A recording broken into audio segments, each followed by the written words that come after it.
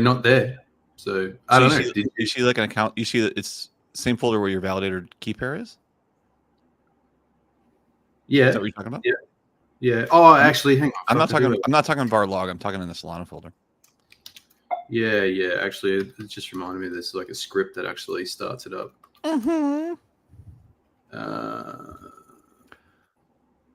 There's a script that starts it up? Oh, systemd? Oh, no, you're running like a janky something. Yeah, it's in a separate log folder. Yeah, got it.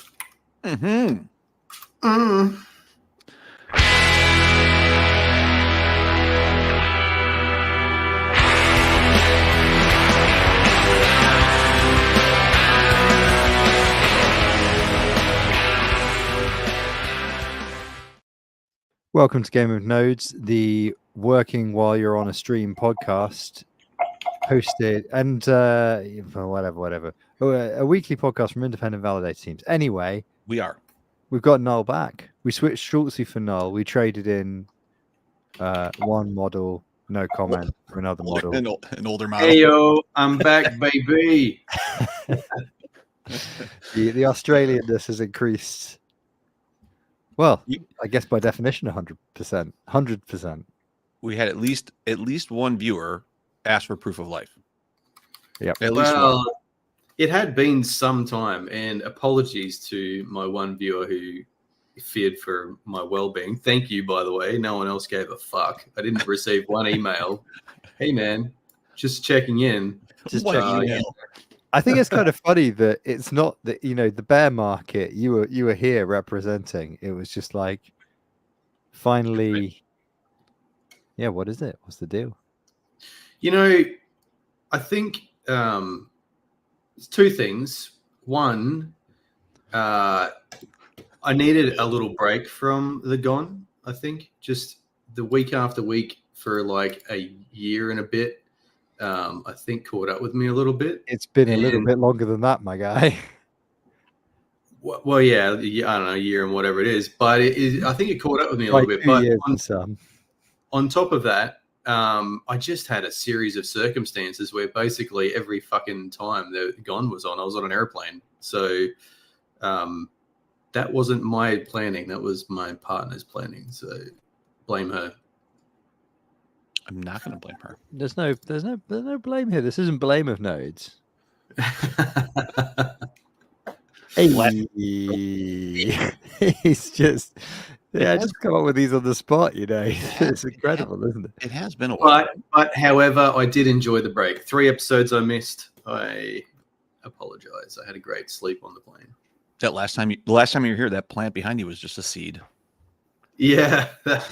Actually, I'm in the process of packing up the office here. Yeah, you get the fuck out, right? Yeah, you're finally leaving your parents' basement.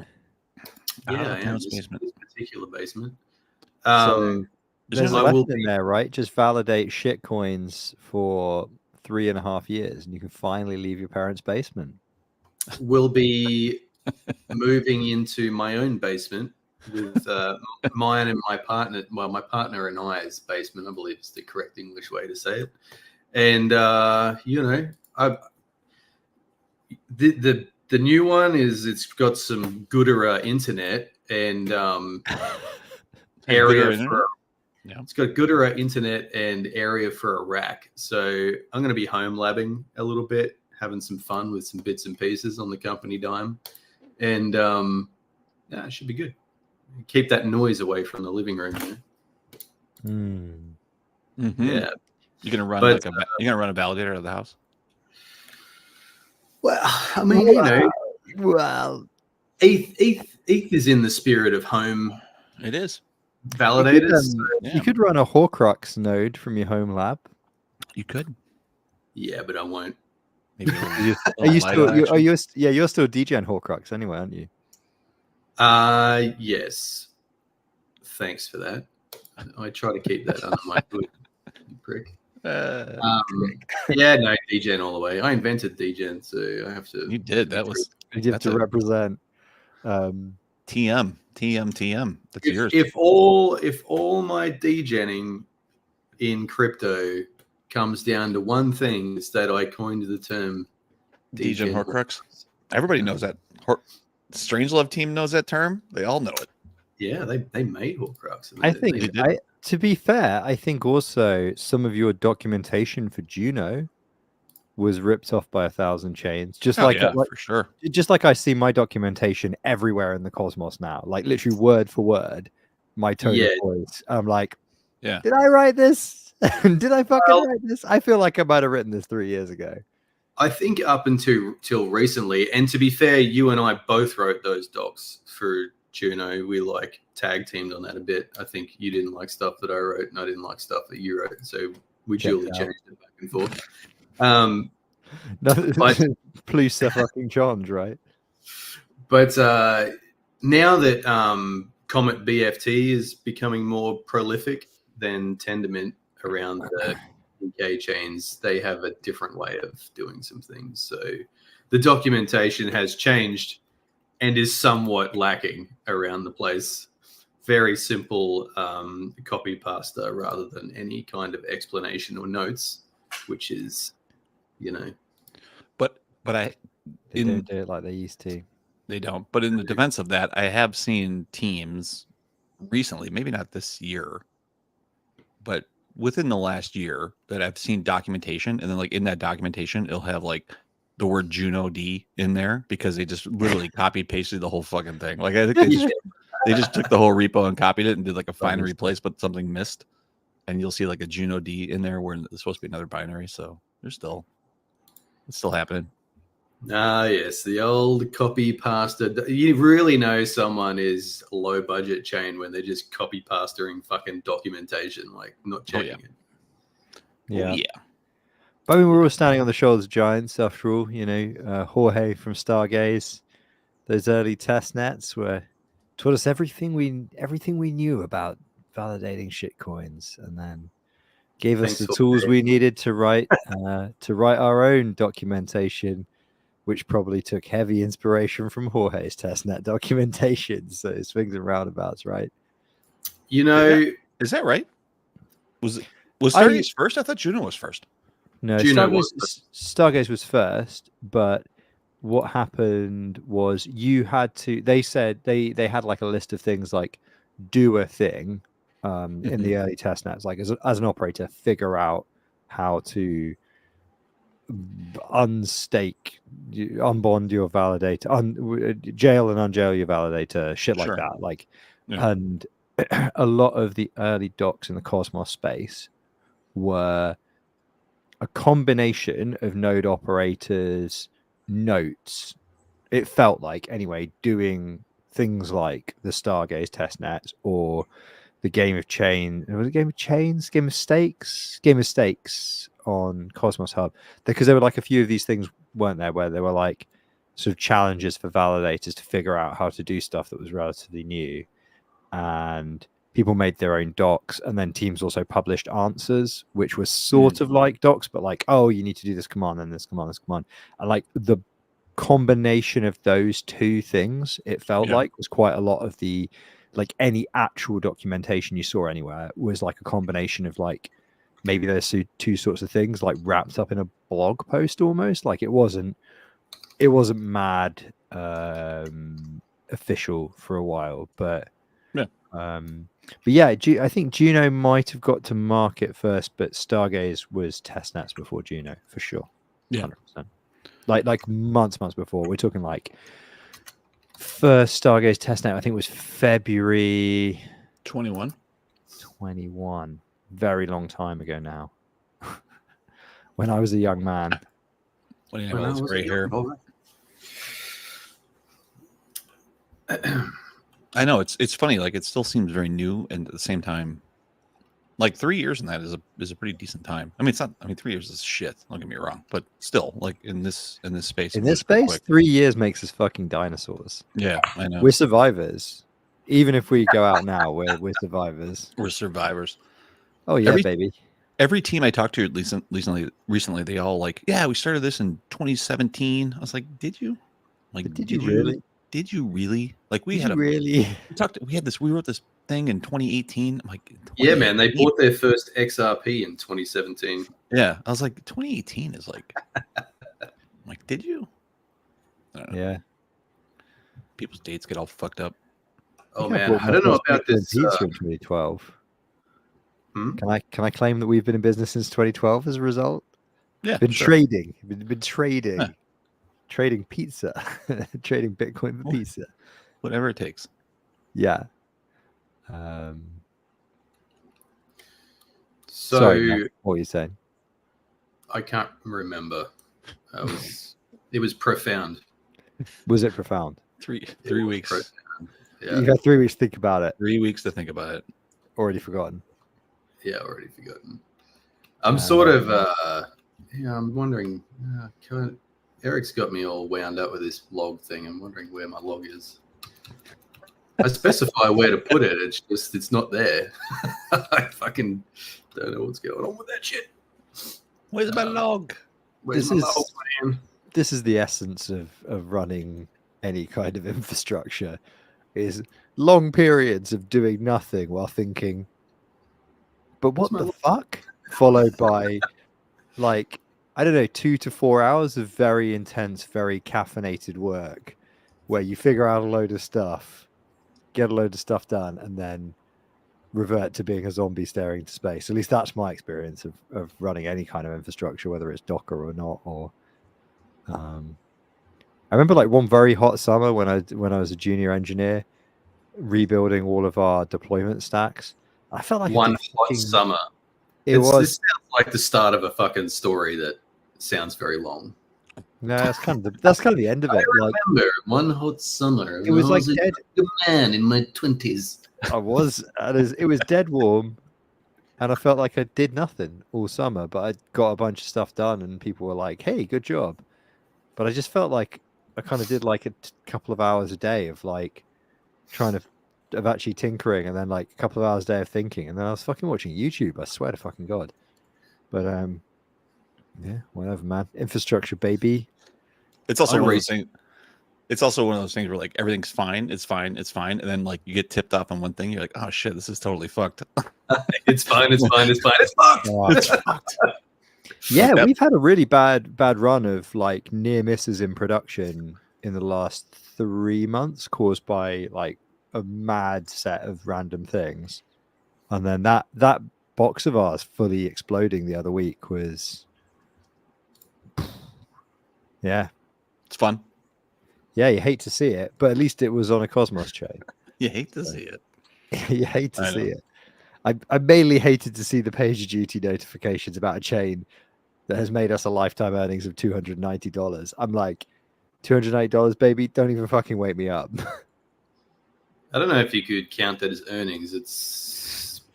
It is definitely revenue, but it also is also a heavy loss. Yeah, yeah. Also, it's probably pretty illiquid. I don't even know that you can get those and take them anywhere. Yeah. No. Yeah. No. I don't think Mars is traded anywhere. So it's a bit like this strikes me as so I remember. Do you remember in the first bit when the chain launched, there was a period where there was something funny about inflation. I think the airdrop hadn't happened yet, so the majority of people didn't have tokens. And there was a period of like a couple of weeks where they were figuring out something, I guess, presumably deploying contracts or something. And you could just run your validator, and they were like, "This is where validators will get a bit extra to self stake." And you're like, "Okay, cool." And we were just running like default 10% because that's just what we bond on almost every chain. And the team reached out to us and we were like, "What the fuck? We said 5%." And you're like, "Well, you know, decentralization, like we can kind of actually fucking pick for ourselves." And they're like 5%. And you're like, "Look, lads, there is a bear market. I don't know if you looked out the window. It's not like whatever."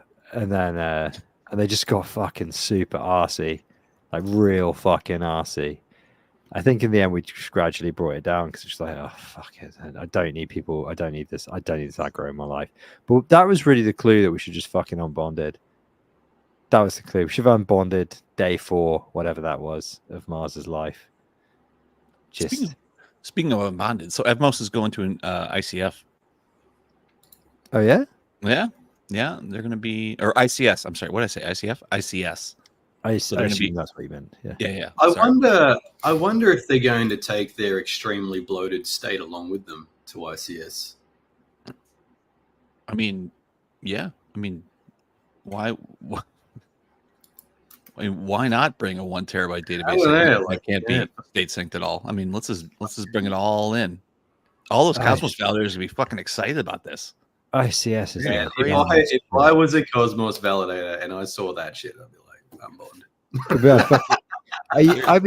I'd be fucking no with vetoing that shit. No state sync with veto. Still no state sync. No rewards. 3-cent token price. Like, yeah, sweet. Not gonna lie, we bailed on Evmos. Well, I was talking about it, but now I'm just gonna wait. I'm just gonna play the victim. Why? All right, you wait till it goes to and then you're like, exactly. What the fuck, man? I was been here since the beginning. I don't know. I woke up, it was gone. I don't know what happened. I don't know. Oh god, it was long Evmos. Now what happened? You fucked me. Fucking Evmos. That's yeah. I don't know how. I guess it's a good how question. How did they fuck it up so badly? Evmos died when their main decks had the liquidity sapped out of it, and that was it. That was years ago. Yeah.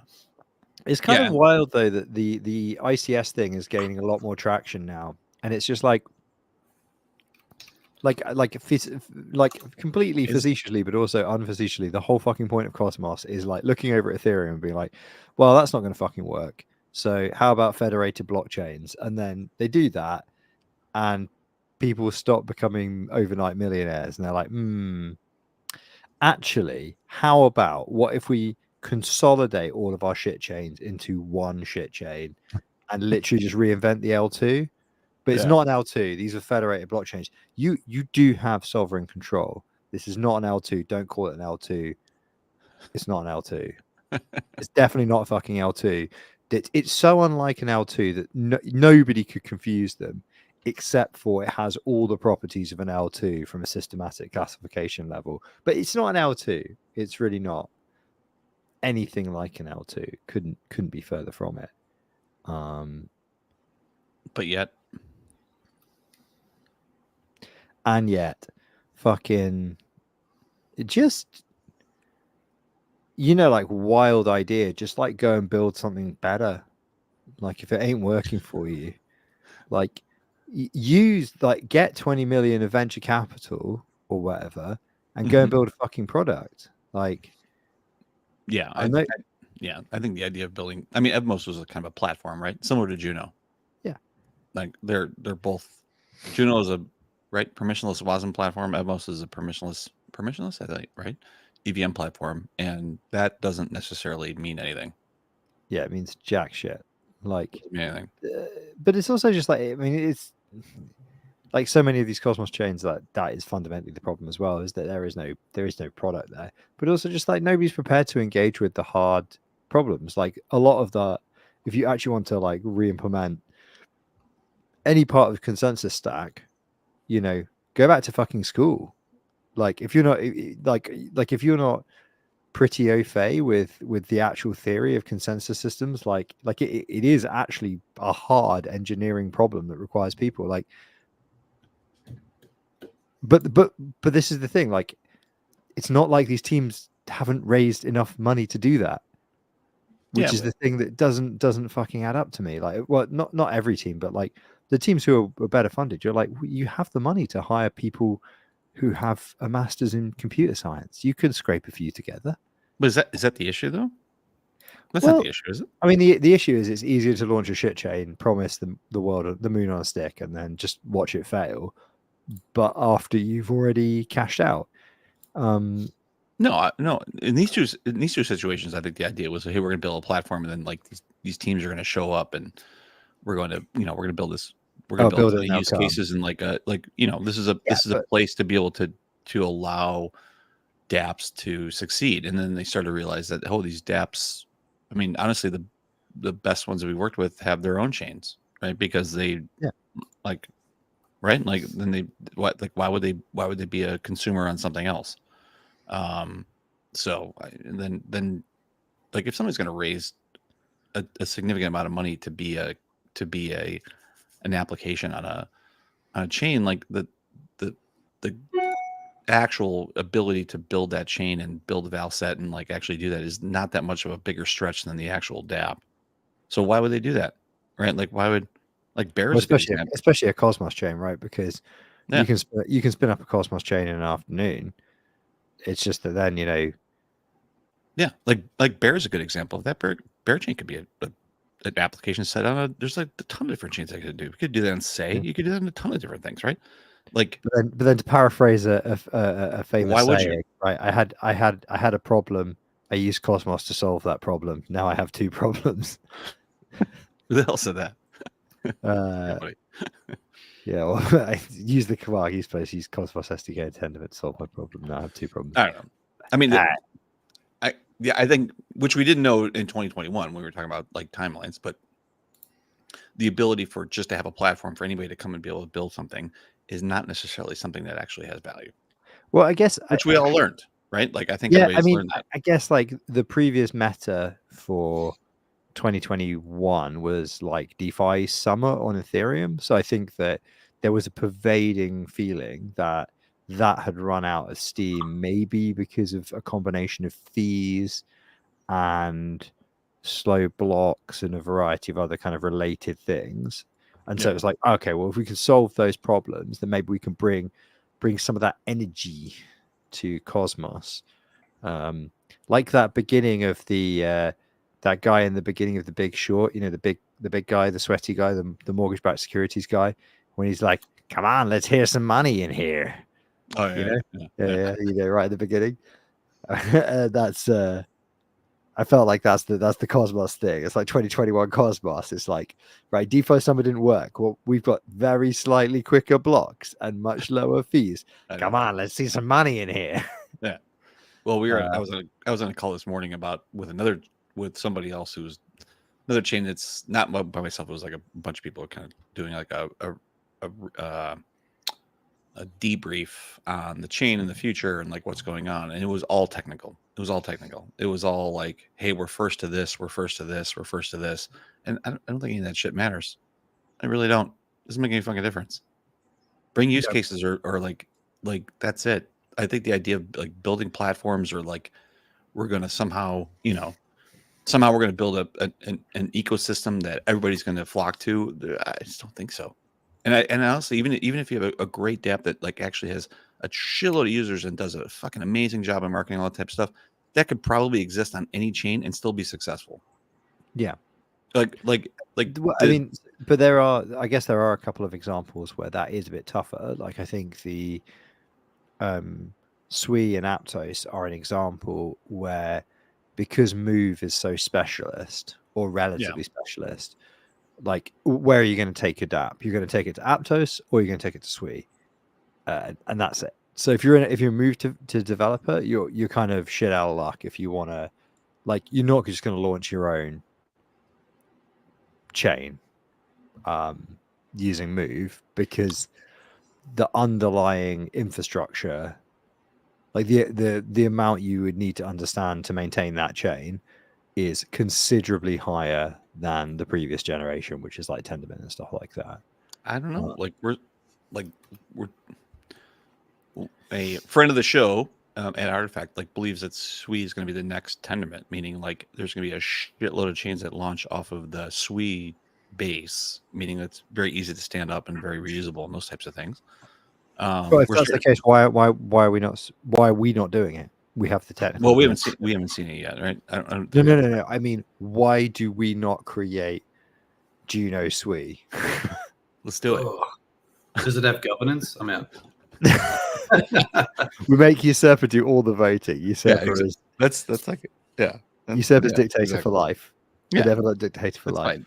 Yeah, we should talk about that too. Yeah, I think chains have a dictator. That's a good. I like that idea. Oh yeah, it's better than validators. It's better than validators. What the hell? I just watched that. I said a few weeks ago. I watched on your Plex server the Joaquin Phoenix Napoleon you said film. The inside bit outside. What's that? You said the inside bit outside. The What? what? You don't say that word. Which one? Oh, sorry. Napoleon? The Server? insert word here, server. Yeah. Oh, right. Okay, well, sorry. Whatever. Usurper's media server that I kindly have a link to watch some of his DVDs on. Mm-hmm. Together. Yeah. Together. You can watch a DVD with your friends. Anyway, can. the point. You can. As long as it's not on an oil rig or a plane, I'm pretty sure that's what it says at the beginning of the DVD, right? Oh, oh yeah. Oh yeah, or in a hotel. Yeah, it's like oil rig, Hotel. plane, hotel. It's like in Microsoft XP or whatever when you boot it up and Brothel. it's like, don't run this on a nuclear submarine. It's the same kind of. You're like, As cool. long as it's not explicitly mentioned, you're good. It's fine. That's totally how the law works. YOLO, Anyway, boys will be boys anyway. in the UK.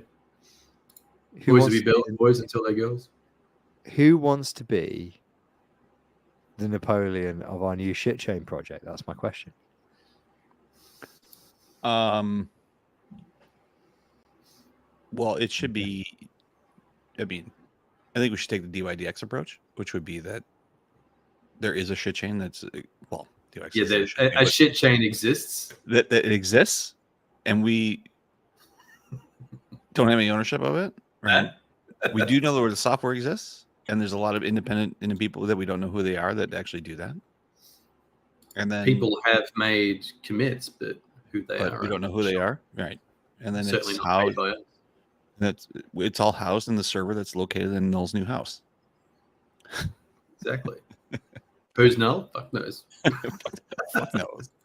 Fuck knows. So what I am, to be fair, quite interested in, and I have to say, I don't know a lot about this because we don't validate it, but I'm kind of interested into like, to what extent there's like research papers and stuff coming out of SWE over what they're working on, because I know they have like a similar consensus mechanism to Aptos, but obviously mainly see the stuff related to Aptos because obvious reasons, right?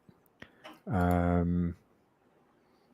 it does feel like those teams are spending, like, citation needed on the SWE side. I need to check it, but Aptos are publishing actual good research papers that build on the stuff that is going on at the forefront of BFT consensus, and like you got to respect.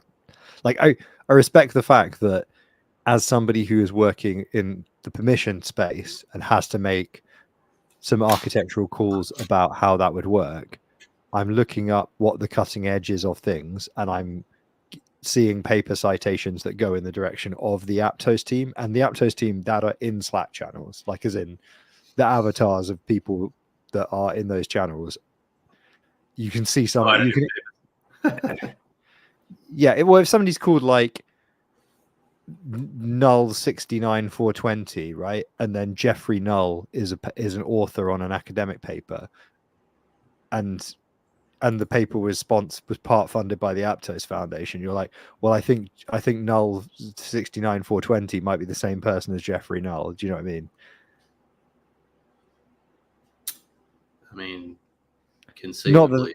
Obviously, your actual handle is not Null 69420. It's just Null names. So whatever, man.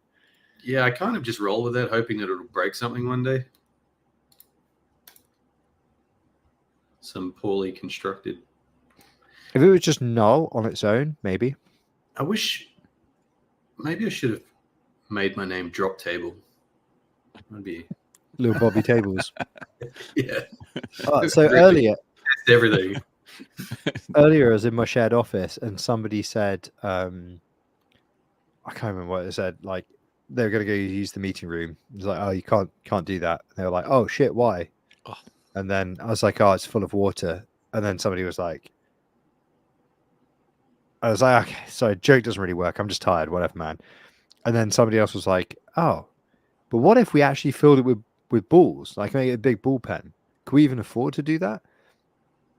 And so like I googled it, like how much does it cost to fill a room with balls? Yeah, risky. It's safe search on, right? So do you remember there was that about nearly 20 years ago now, there was an XKCD cartoon where I think the punchline was something like, "You're an adult now, you can be an adult however you want," right? And it was a person who'd filled their entire flat with, like a stick man who'd fill their entire flat with ball pen balls. And then the guy that did XKCD did a fucking blog post where he did that. And then there's a calculator for how much it will cost you to fill your flat with balls. So yeah, Noel reminded me of little Bobby Tables. I was like, I was reading XKCD today to find out how to fill a room with ball pen balls. How many balls? How many balls do you need to fill a flat, son? It's thousands of dollars is the answer. Thousands of dollars. Okay. I would imagine they're quite small. It does look fucking cool though. When you see people like up to their neck in a room in balls, you're like, very small. But did you say ball pen balls, like from the tip of your pen? Is that what you're talking about? No, like the ones you get in like a kid's. Oh, right, actual. I thought you were talking about like those wee bitty things from the like tip of your pen. That would cost like millions of dollars. Literally. Yeah, but it would be quite disassemble the pens. It'd be very fluid. Well, you could drown in it. Or suffocate. Them in. Yeah. Well, yeah, you could suffocate. Whereas ball pen balls, if you fall on the top and you sink to the bottom, you can still breathe. So you can literally go to sleep, and apparently you sink down while you're asleep. But imagine inhaling a lung full of ballpoint pen balls. That'd be different. That sounds so. awful. In other self-harming news, I started watching, videos on YouTube about Go programming, and instantly didn't like it. Go pro. Why were you doing that? Go coding, Go code. Oh, don't do that. Yeah, why were you doing that? Just to expand the knowledge base of things. Okay, that's a good reason. Had a spare half day while I was on a plane, and downloaded a Vidya series. I don't know. Well, it seems fine. You do it. You do some stuff in Python, right? I can write Python code. Dabble. Yeah, I mean, it's just like Python code's just like really lazy. You just type the things and put indents. Yeah. Yeah, it's like lazy. I don't know if I like that whole indented thing. Yeah, I know. Well, it's like YAML, right, or TOML. I would rather some more definitive structure, I guess, to the thing. I can understand that, but yeah. So more definitive structure. How definitive would you like your structure now? Oh, not Rust definitive. No, thank you, sir.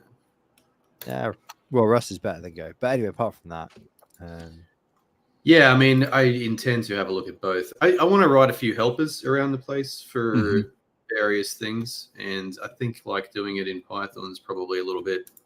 I like a compiled thing that I can just spray around the joint, that I don't have to build every time. So, and that's not having the binaries is the shit because that does. As soon as you got used to building in Rust or Go, I should say, I have to add Go on the end, even though I would never do it. And another problem with, and this is not a real problem, but a problem for me with Python is that I tend to like just open things and change them if it's a possibility. So, instead of going back to the code base and fixing it and then making a new version, I would just change it where it sits and forget all about it. So, in terms of an environment where this is likely to be reused 1,000 times on different things, it's not great having 20,000 different versions of it sitting on all the different servers rather than just going back and fixing it and compiling it and then using it. No, well, that's also because you have a lack of discipline, but that's fine. You're right. That's true. I mean, that exact problem that you've just described is solved by having a build pipeline on a CI server. It's solved by removing the option to force you into doing the right thing. Exactly. Yeah. Yeah. Remove the option to. Which, yeah, but even with a compiled language, you should still be building it like pipeline it somewhere and then pull it down to a box. Like, Yeah, exactly. So it'll be like in a a GitHub pipeline. What I'm saying is that if I've got a script on the box, I'll just change it and then move on. This is why Docker was a revelation, because it makes everything a binary. It's still, yeah, but it's still a piece of shit though. Fuck Docker. It's not. It's totally fine. It's Docker. Docker is one of the most revolutionary technologies of the last 20 years. It's got more practical fucking utility than blockchain. This fucking shit. Docker is improved. Well, that bar is fucking low, by the way. But yeah, shooting fish in the barrel is blockchain. What can I tell you? I would say infrastructure people are ambivalent towards blockchain. Programmers love blockchain. Docker. Programmers love Docker because it solves lots of problems we have. It does. It solves a shitload of problems and also creates a shitload of new ones. So Serpa, I'll tell you what I want to make. You might find this interesting and entertaining and also probably dumb. Dumb. So I want to make a helper that you can just load with HA proxy, right? When you put on a proxy onto a server that you're serving some services from, just a binary that basically goes there and watches the home directory for known Cosmos chain dot directories. And just watches if the directory appears, like, dot Juno or whatever the Juno one is. But so it will talk to chain directory or even Cosmos directory and find out what the dot directories are for all of the chains. And then it will just watch the home directory of that server. And if a directory appears, it will grab the chain information from Cosmos directory and then query the RPCs that are on there for the highest height in the chain compared to the local chain according to the standard ports, Pokechew's standard ports. And then if it starts to lag out, report the health to a predefined URI for each domain that Proxy is serving. What does HA proxy have to do with it? Are you doing like chain health, or are you doing RPC serving? Yeah, it's just to report health for RPC. Yeah, because I don't like the way it does it at the moment. To report health for RPC. So meaning, because at the moment we sort of look for things like other than external monitoring on the server. Proxy looks for that the chain's caught up. Well, Cosmos SDK chains don't necessarily report truthy values there. It's sometimes just bullshit. So comparing it to other services is probably more of a reliable way of determining if it's up to the head of the network. Yeah. So, and then reporting on a health endpoint so that Cloudflare and Proxy can have accurate information on a per chain basis. So, well, as long as they do. But then you can use the same thing for everything, and you don't have to have a config file or anything. You just load it when you load Proxy. And it's very cute that Null is like speed running. Like, and I'll just write this simple program and it'll run everywhere. It'll be absolutely fine. And it's not that bad. The idea of like being able to actually go, like, for it to be smart enough to go look at every directory folder and figure out what the hell that is, like that's like phase 2. It'd be good to it'd be good. That's the MVP, my friend. Yeah.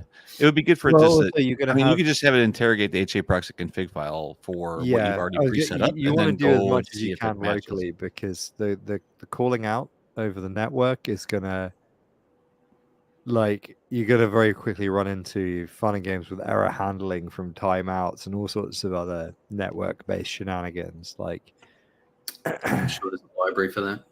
Not so much that, but also library, but also programming paradigm. This is why JavaScript is fully asynchronous. Like, is because it's a language that assumes that you're always going to be making network calls, and so it has to be pervasively asynchronous. Otherwise, the whole language locks up because it's single-threaded, right? So you as soon as you start playing around with network connections, things get fun pretty quick. Would be my, what do I know? Like, I've only been doing this a while. Long. Sure, maybe I'll do it in JavaScript instead. Well, don't do that. That wasn't my advice there. That's what I heard. I heard make a fucking JavaScript app. What is it?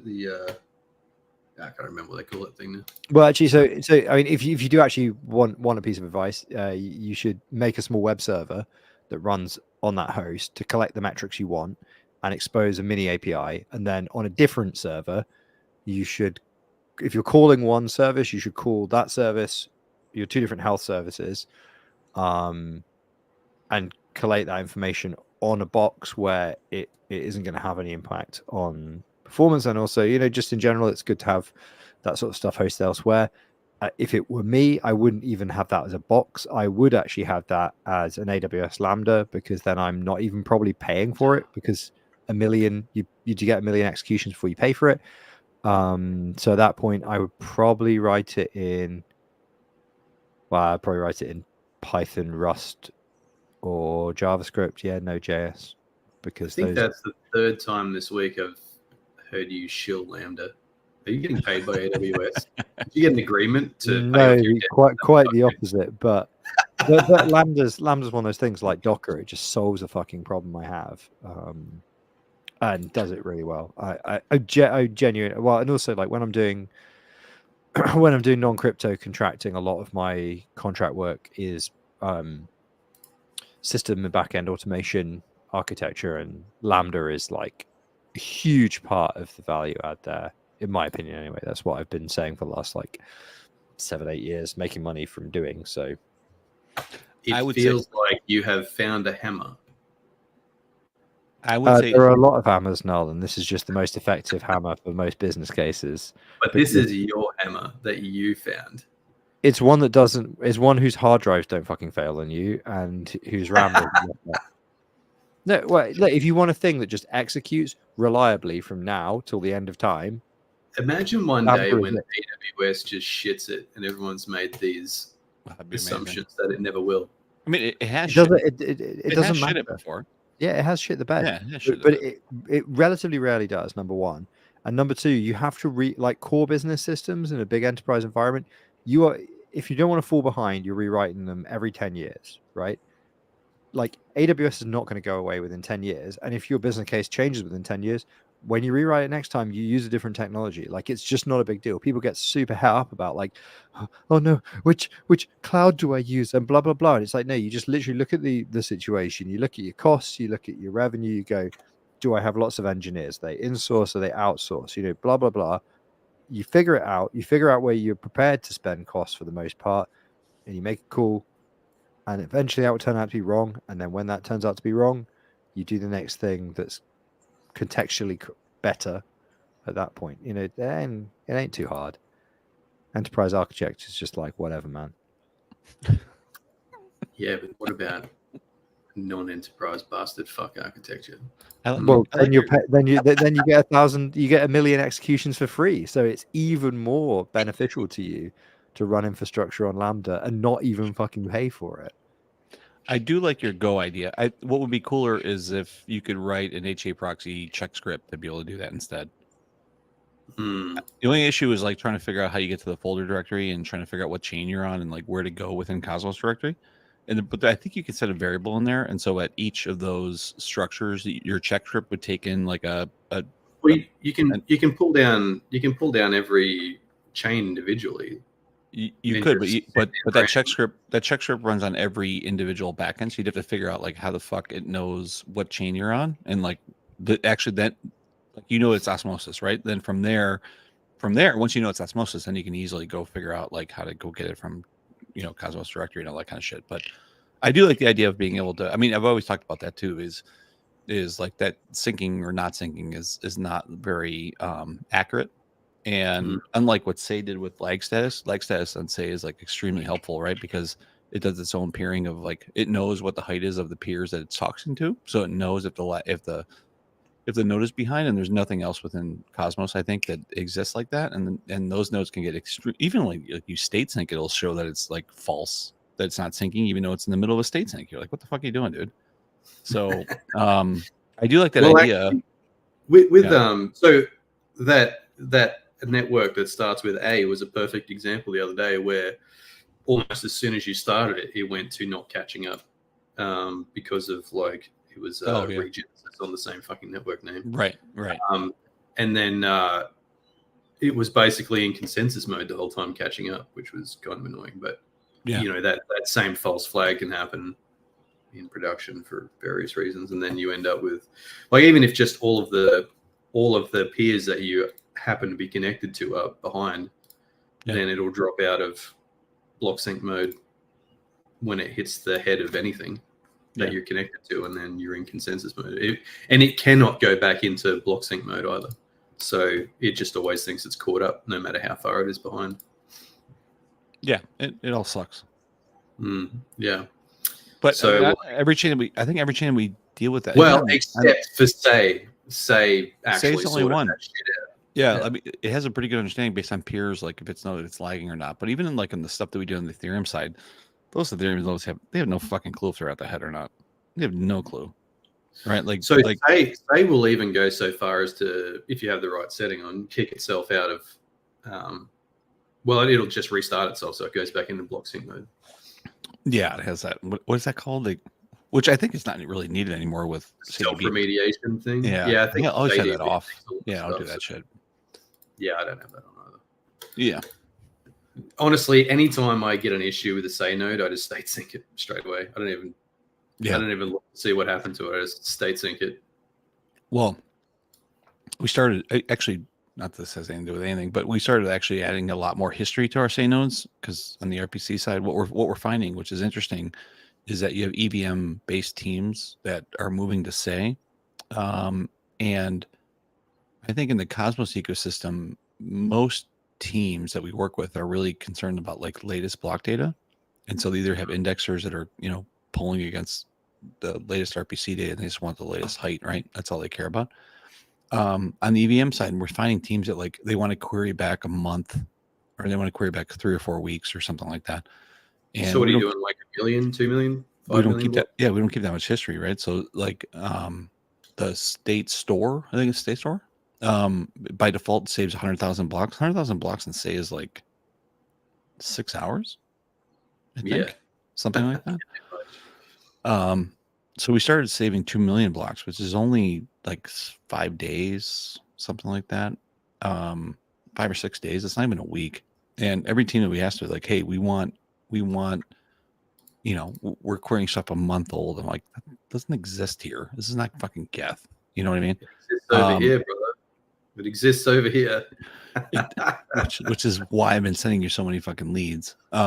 But part of that, but even that with that, like, but the interesting piece about that is that like they're not doing it to catch up an index, or doing it because that's part of like how they actually architecting their application, which is really weird to have to be able to query something back that far. And so it's just like a resetting of what that means. You know what I mean? Well, I think what happens is most of these teams will like have their own indexing of some description, and then they may add a feature that requires to index something different, and then they have to go back and get that information. That's what I thought as well, but the examples that I had were like actually application based queries that are happening real time on the UI that were going back 3 or 4 weeks of data.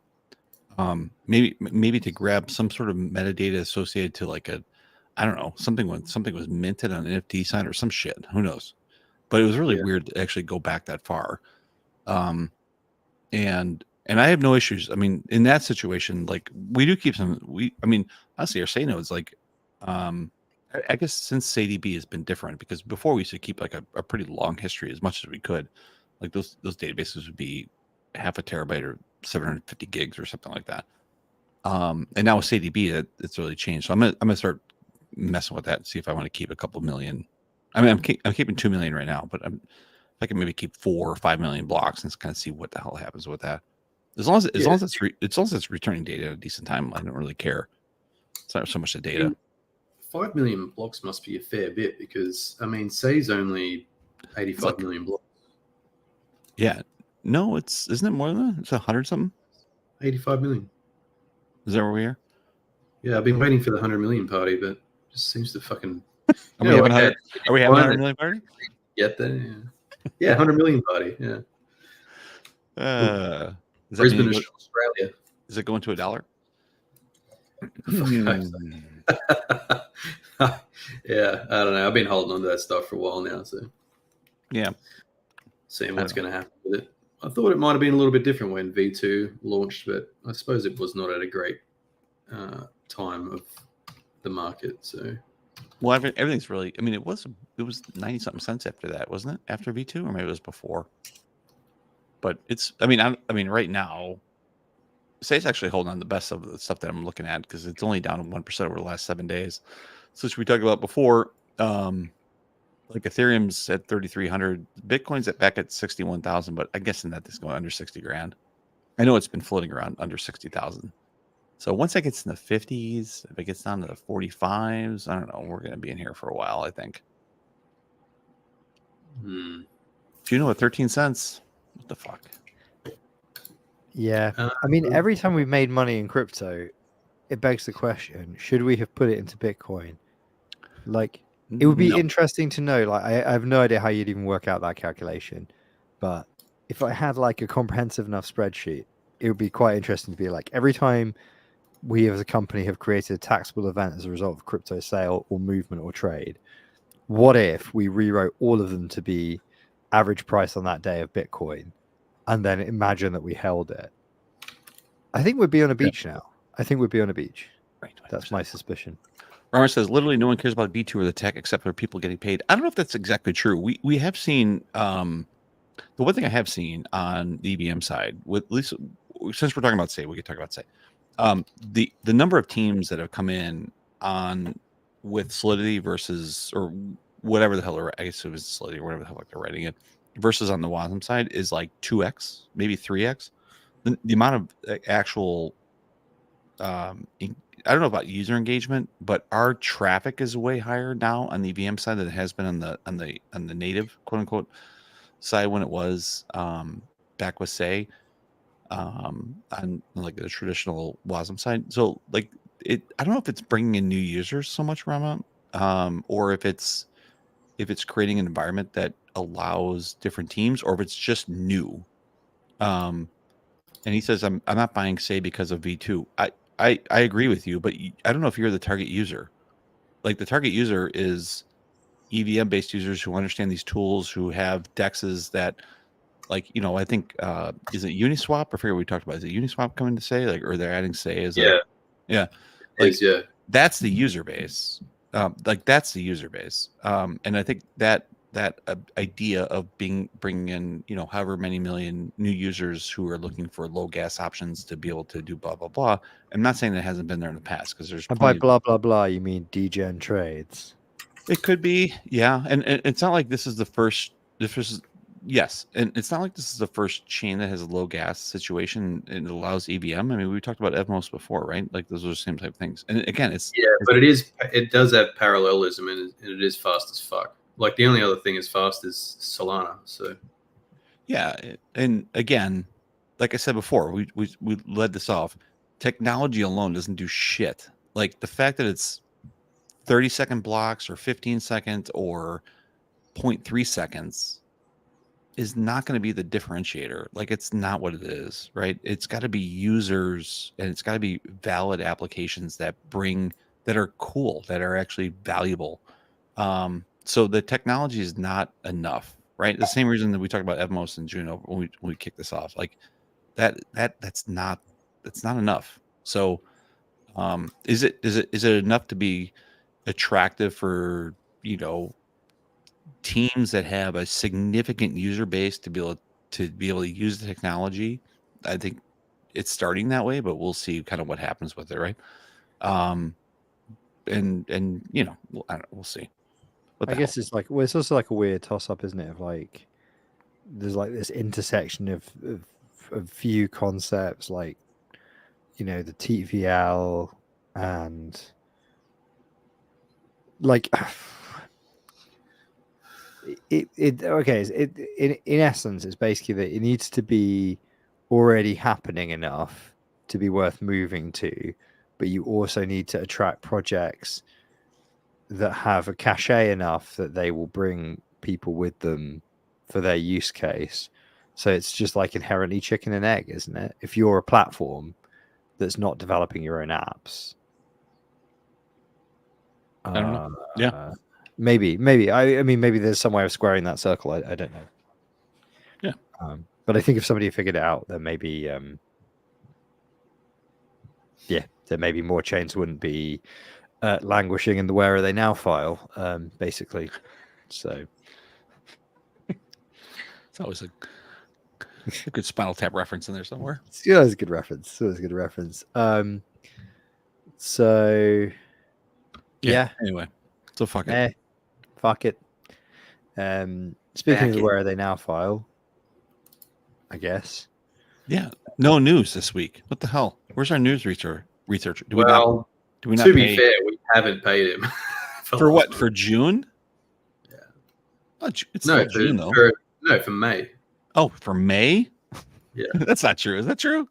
Yeah, we put blockchain somewhere. We put the payment went through in May, but that was for April. Oh, we're perpetually like 2 weeks behind. So. Oh, okay. Well, we should get that up. Do we have any money in there? Yeah, $600 in there. $600. Fucking hell! Basically, what are we doing? Yeah, I don't know. Get that best in class DAO technology on it. Let's do Need it. to get rid of all of that $600 before the end of the month, so that I have no interest in the Game of Nodes DAO, so that it doesn't affect my tax. Does this affect your tax? Are you putting this in there? Well, I won't. You're not. I mean, well, I won't. You're not. I won't. But clearly not true, right? It's USDC, dude. I ignore all accounts under $1,000 don't get included in my tax. Yeah, if you're tracking accounts associated, so all Cosmos chains paying Rama. Yeah, that was by design. Yeah, exactly. There is an open prop. We do have an open prop, right? I put it in the comments just before I opened it during this live stream. Why is this on a ledger? Let's get the ledger out. Come on, it's not. Paid. Maybe we'll get some news before the end of the episode. It's not it's not a DAO experience. It's not a DAO experience unless you're being peer pressured, usually on a video call, to sign a thing. To be fair, our Juno ballot has like $4 on it, so I pulled it up the ledger. I don't give a shit. Fucking taking those keys right off. $4. Oh, yeah. Freed up that ledger. I don't give a shit. Yeah, it's in a box somewhere. All right, let's see. Voting yes. Here we go. Pan or news reacher. Here we go. Real time. The only person who voted was Jimmy Smallballs. There you go, Rama. In approximately 1 minute, you'll be able to go buy yourself a packet of cigarettes. There you go. Hey, look, we're paying in USDC. We're not paying in Juno. It'd probably be more than a packet of cigarettes. It's real. We should pay man, USDC. A packet of cigarettes in Australia is like $100. Their government's really got their claws in that shit. Why can't I execute on this? We have quorum. I don't know. It said that we had quorum. I don't know what's going on there. It said you got quorum from one fucking person, but I don't know. Our quorum's 20% on a 4-person round. That makes sense. That's a good call. Who did that? It's like, anyone can. It's just anyone. Doesn't matter. Let's just fucking drain it. I don't give a shit. Yeah. So do we want to talk about chain abstraction? Sure. What do you got? Well, so I mean, there are a bunch of teams these days that are getting into the chain abstraction, and they're collaborating and writing, blogs together, which is good to see. So I think in particular, there is, you've got Zion, which is doing chain abstraction. You've got Cedar, You've Sata. got Sata, whatever. Fuck there is no A in that word. Say there is an Oh, A, it is at number the one. end. There's not two A's. How about that? Just FYI, there is an A. Yeah. Okay, executed. Particle. You've got Yeah, particle. yeah, particle. Yep. That's not chain abstraction though, right? Yeah, particle doing chain. Oh, you're right. You're right. My bad. Chain abstraction. 100%. Yeah. Shit. There's another one that I know of as well. Mhm. I want to say. Fuck! I can look this one. What's Ilian? What is he? What network was that? That's particle. Lian. Is it? Oh, Nillion. That's Nillion. Sorry. Is that what you're talking about? Yes. No, Ilan. What network's Ilan? It is The guy Ilan. I know who you're talking about, dude. Hold on. Yeah. It is Nillion. That's Nillian, is it? That Okay. is Well, Nillian. Nillion. Yeah, Nillian are doing chain Yes, abstraction. that's Nillion. That's chain abstraction as well. Yes. Yeah. So I mean, that's a fair chunk of teams. Even in our small sphere, that's a big chunk of teams. Yeah. Yeah. So they've put together an article here. I'll drop the link in the chat down here. But I haven't read through it all yet, so I can't really talk too much about it. But I thought you guys might have been on top of what's going on there. But I think it's coming at a time where this is needed.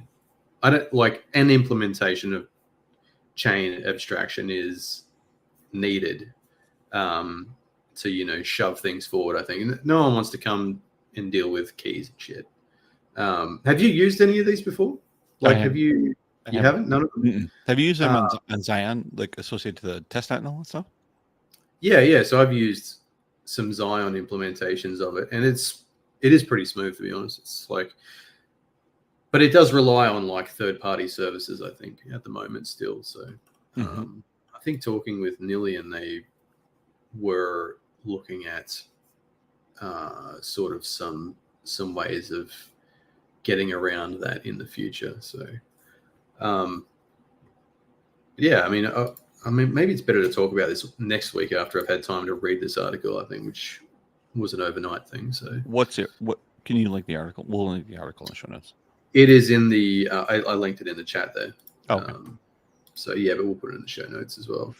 I mean, we've talked about this. We're at Consensus it was obviously a big topic. It came out of when we were in Austin, right? Like ZK was a big topic. We talked about AI. We talked about abstraction, and I think out of those three, I'm kind of most curious and interested in abstraction because I think that is the one that it increases the user base. And gets away from the one that's going to remove the friction of new users or the friction of bringing on new users. So. Yeah, and I think even like what Frey's working on in terms of payments or in terms of the ability to perform, be able to perform typical transactions that allow for ease of use across different ecosystems and different types of users. I think that's obviously like one of the most important pieces of that piece, right? Which is to take all that this bullshit that we know, which is a huge body of bullshit that we know, right? As individuals, in terms of how to move, like even when we try to get rid of rewards or something else like that, or commissions, like sometimes you get even as a validator in a space, you can get situations where you're like, how the fuck am I getting rid of this? Like, where am I getting? How am I moving this cash? And like, what's the cheapest way for me to be able to do that? And like, how do I do that and be able to get in a situation where I want to remove the like get rid of this ability to know all this information associated to chain dynamics and all that kind of stuff. So I do think it's an important piece, right, to grow the user base and everything else. So there is a couple of things to this abstraction thing, right? And the first one, which is what we're talking about a second ago with Zion, is that I think Zion is more account abstraction is their implementation at the moment, which is the doing away with the words, right? Mm-hmm. And And they're doing, like, I'm not sure if Zion in particular, but teams I've talked to are doing this in various different ways and implementations of, different 2FA things or an email thing or, just various ways and means to do away with the 12 and 24 word thing so that, it's repeatable. You can log in with your email or what have you. Mhm. But the other part to it is the act. So when they talk about chain abstraction, they're talking about removing, more or less, I guess, within the wallet, the need to be connected to many different things to see all of your assets, etc. So, basically, like, all of your stuff from everywhere is reported in the one place. And if you want to, and use it's a whole all about the user experience and being able to, like, if you're on Say and you want to buy some shit coin on Say, and you go to your wallet and you just say buy this shit coin with 100 USDC. Well, that USDC might be sourced. Say half of it comes from Agoric and the other half comes from, I don't know, Zion, and then it executes on Say. I think that's like the whole thing behind chain abstraction, is that your assets are more available and it just all happens in the background without you having to physically move shit around just to use it. And you can report everything in the one place. So I mean, that will be good, but it also leaves the door open to just have fragmentation of your shit all over the place without you really knowing where it is as well. So yeah, I mean, their premise is basically the same as what I'm literally working on for my PhD, but they've come to fully the opposite conclusion. They've gone like the system is totally fragmented. Identities are insane. Everybody's got to handle loads of them. Security is a massive issue. There's all of these individual targeted threats and issues as well as systemic ones and blah blah blah. And their solution is, yeah, we'll just create one account to rule them all. And like the way I'm coming at it, I suppose, and the research group that I work in, is that the problem is that you have a blockchain and you don't fucking need a blockchain for any of the stuff you degens are doing. You just don't actually, and your blockchains aren't actually that secure. They're not that rewrite resistant, and they're not that economically rigorous.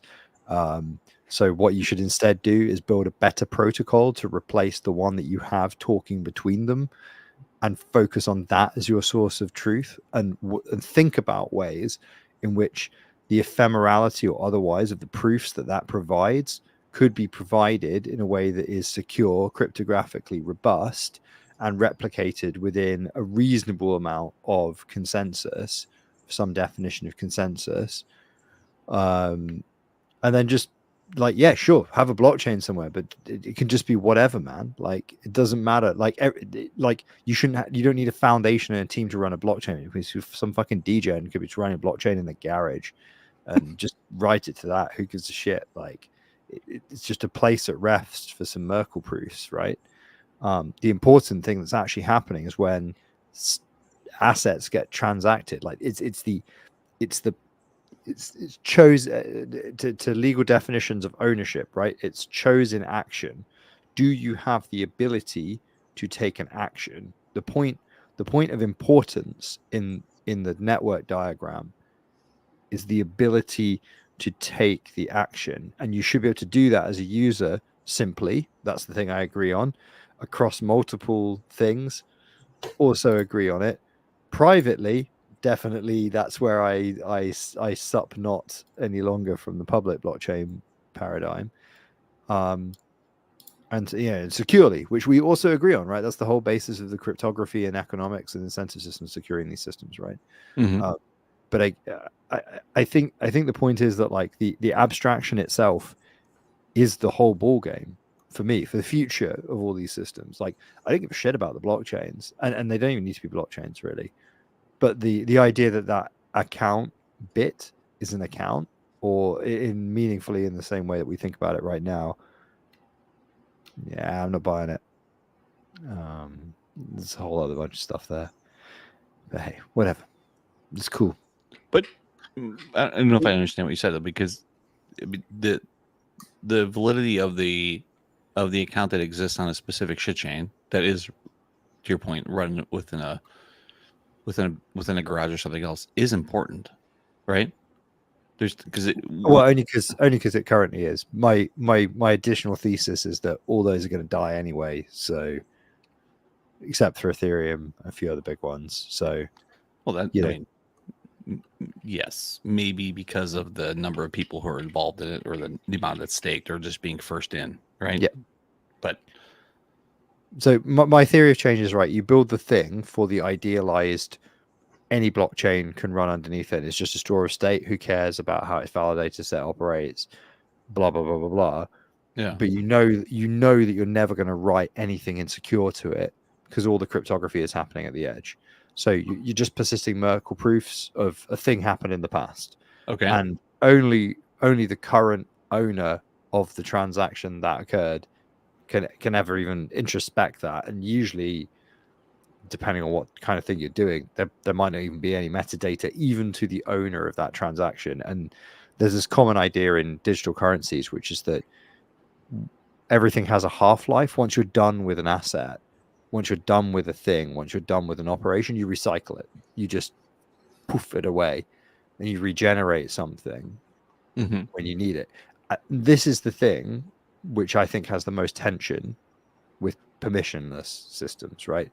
Is that there's any of these systems that rely on the idea of shorter lived, permissioned, and I mean permissioned in the sense in like it can be, in a like an identity system, which could be completely permissionless in its architecture, but I need to create a permission, like a read key, for example, for you to look at the thing that I'm sending you, usurper. Like if we use GPG to send an email, right? But even in that situation, I suppose depending on how you architect these things, there's a lot of subtle complexity in how those proofs are issued and what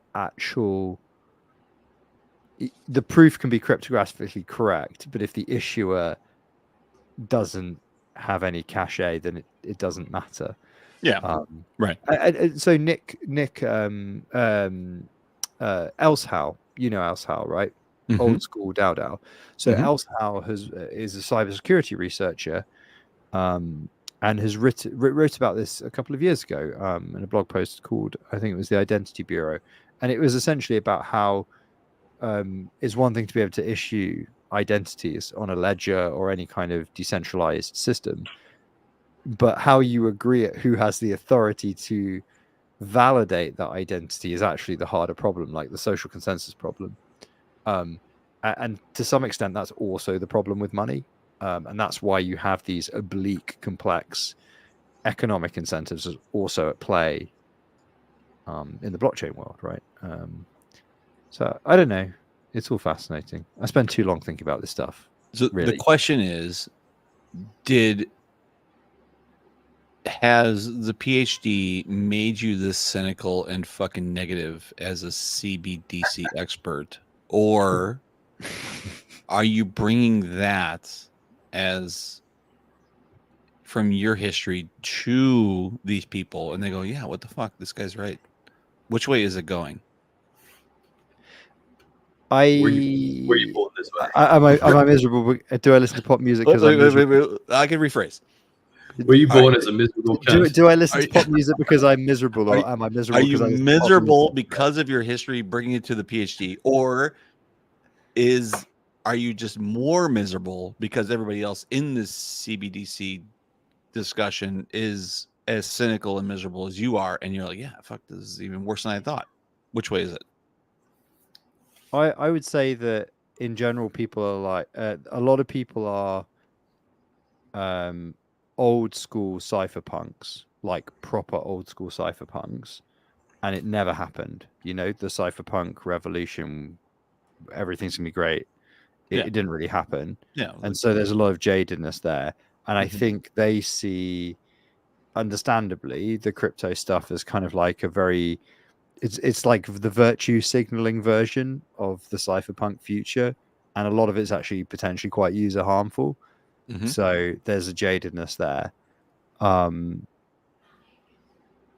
But yeah, so I think there's like a kind of hypothetical, oh, these things are quite bad, but I don't really follow the details of why they're bad. I just academically know they probably are bad, and I'm waiting to be proved correct. And then you come along and they go, oh, well, this thing is the thing you want to avoid. And you go, yeah, fuck, you really want to avoid that, because it turns out loads of nodes double sign, then people get on governance and then they undouble sign themselves and blah, blah, blah. And they're like, huh, that's happening already. And you're like, yeah. And they're like, huh. Well, I mean, yeah, I mean, obviously they wouldn't probably get this cultural reference necessarily, but just a random interlocutor might not be as online, if you like. But like these crypto nerds are speed running like European intellectual history, as somebody put it on that blog post that we were talking about the other day. It's a little bit like that. But I think the thing that has made me more cynical is actually just really beginning to understand how these systems work under the hood at like a better level. Because it's one thing, like if you're maintaining a chain in Cosmos, right, you get a reasonable practical understanding for how to nibble away under the hood at like the SDK and the application level and blah blah blah. But when you start to get a better understanding of what else is out there and how it works under the hood and the limitations of it, you start to see very, very clearly. Like, I mean, we joke about like the lies that are sold to venture capitalists and all of that stuff, but you also just go like, the things that you're saying you're going to do are not possible with your level of technical expertise on your team and where the technology is now. Like they're just a lie, and I think that's the thing that's made me quite the most jaded, really.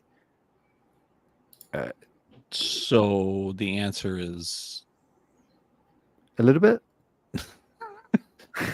The answer is that you're changing the opinion of your classmates based on your history. No, I don't really talk to anybody else, man. No, okay. Yeah, when I go in, when I go in, literally, there's one postdoc who works on robotics and computer vision in the office that I go into. We cross over not at all. He's a heavy maths guy. We literally, because I go down like every week, sit in that office, we chat a little bit, say how's it going, whatever. I think he's a bit younger than me, and then he is only a 1 year postdoc, so he's already gone. That's it. That's my one colleague, like, is basically, other than my supervisor and people in my research group. But you don't see people in your research group very often unless there's like an event. Yeah. Or you run into each other in the corridor and you're like, hey, what's up? So basically, so I had this vision of like you walking in and talking about this stuff, and then like your professors like Donald Sutherland and Animal House, where he just goes home and just lights up a huge joint and just be like, that dude's got issues. he's like yeah, the my experience of the academics that I am beholden to is that they are all basically what I pictured they would be like. Yeah. But a lot of people do computer science PhDs because a lot of fintech companies expect their technical liaison staff, and they're like, I don't know quite what the word is, like, there's like an office of the CTO in a lot of big organizations, especially banks and stuff, where they basically have young, smart people who they'll go and attach to a project, and they're not programmers, and they're not exactly computer scientists. They're like kind of due diligence people. And if you want to do that job, it seems like the deal is you get a PhD and you do that. So there's a lot of people who are fully over 10 years younger than me who are doing PhDs on like, risk management. It's very maths, actually, from my perspective, as somebody who's come in as a programmer. It's very it feels very maths rather than computer science, but it is computer science. It's just that what I'm doing is relatively applied. So that's the other thing's a bit weird. Whenever you do encounter somebody, you're like, we run servers and whatever, or some people be like, I need to run this thing and I don't have a box, and I'll literally be like, oh, I think we've got a spare Epic box that's still being paid for another month if you want it. And they'll be like, what? You'll be like, yeah, I think it's got like 512 gig of RAM if you need some extra RAM. And there's like, what? Like, genuinely use it, but it will die in 3 weeks. So give me an answer, like, on email, yeah?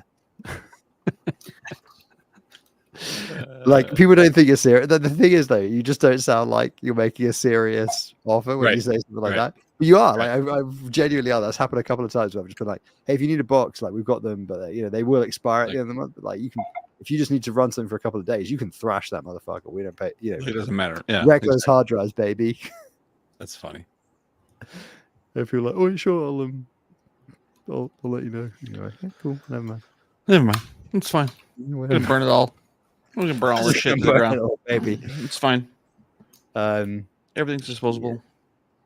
Yeah, I mean, nothing's forever, dude. Not even on the blockchain. It's fucking these shit chains. Yeah, exactly. Especially these shit chains. They're all going to zero, baby. So speaking of going to zero, do we get to cover the most recent drama in the? What do we got? Well, I mean the Juno depose the council thing's quite funny. Crypto tank, yeah. So crypto, there is a proposal, a current proposal that is related to that, I guess, to drop the council. But I don't. Yeah. I don't think Crypto Tanks put up the "Make Me Dictator" proposal yet, right? No, just there's a proposal to drop the. And like reading the comments from the that Commonwealth, the discourse on that Commonwealth about Crypto Tanks proposal on Commonwealth, like it looks like the charter wants to be dropped anyway. Like I voted yes on the dissolve the charter, and then like some people said, why are you doing that? So I have to have another look at it, but we're an abstain for the moment on that proposal. But I don't know, the charter only had to work on it for 6 months. Like some of us it hasn't really achieved anything, right? Yeah, well, but 6 months is a pretty short time to be working on something. Like, I think if you're gonna have the full experience of suffering for Juno, I think you should do it for a longer period of time before kids these days they suffer for 6 months and they're like, I want out. Yeah. That thread is fucking awesome though. It's chaos, isn't it? It's a great read. It's a good read. I'll put a link in the show notes. 3 hours. Yeah, if you Deemy and Tank and who else is in there? Gaines, right? I think Nils is in there. I think might also be an occasional listener of the Podo. Has an absolutely spellbinding edition where they just sort of say, it's kind of funny how this all has like an analog in European history, but you'll keep doing your thing. It's cool. Elect your Napoleon. Well, no, I think he makes this the Prince Metternich, isn't it? But elect your Napoleon, and we'll see how that pans out for you. It's like old school. It's like good stuff. Yeah. Anyway, I'll put I mean, I don't know if I have an opinion on it, to be honest, but the Tank. I mean, we've supported Tank in the past, right? Because we actually sponsored the NFT Nashville. NFT Nashville. That's right. Yeah, we sponsored that structure, right? So, but the idea that hey, give up on all this shit and like let's get some movement going and like let's get going and all this kind of stuff, I thought was fun. Anyway, I don't know, man. Like the network can't pay for it. Like all this stuff that people want to get paid for, it's like there's no fucking money, man. Stop thinking there's money. Like the only way Juno's ever gonna do anything and survive if a group of big people become really passionate about it and work their asses off for free. That is the only way it will ever fucking get out of the doldrums. Which, to be fair was kind of like